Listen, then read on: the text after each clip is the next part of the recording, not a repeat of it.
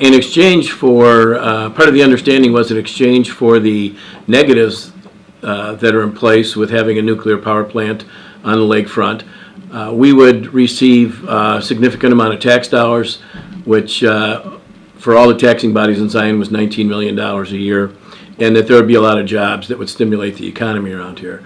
Well, what was not part of the understanding is that once the nuclear power plant was closed and the decommissioning process started and the spent fuel rods were taken out, that they would remain here. The understanding was that the federal government would take the spent fuel rods away from here to Yucca Mountain, and when Yucca Mountain was closed down, here they sit. We have become a de facto nuclear dump site, and that bothers us.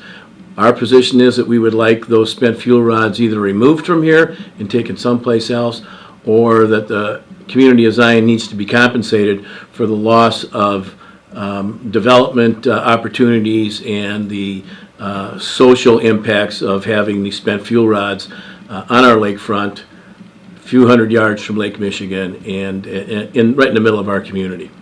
Primarily, it's been there's been a huge loss of obviously jobs. I believe that there were 1,200 jobs at the power plant when they closed up, and that had an impact on many of the businesses in town. And it also had a huge impact on our tax base. The equalized assessed valuation of Zion went from $426 million to about $200 million, and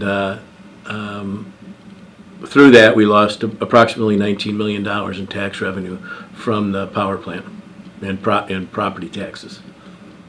Initially, they were just about 50% of the tax base for the city. So once they're gone, our taxes have definitely gone up, and a lot of people are complaining about that. They do. Our customers come in and complain about the high property tax rate, which is much higher than much more affluent communities have. People don't have as much discretionary income. And like I said, we're not things people need that they have to buy. They're the things that they just feel like buying. And if they can't afford them, they just don't buy them. And definitely our business has gone down since the recession. Hate to admit it, but there's been really no profit in the business. And we keep hoping each year that maybe it'll be better next year, but next year it's no better than the last year. So we decided it's time to retire. That's one of the other things that made us decide, excuse me, to just go ahead and retire at this point. We're in kind of a dilemma.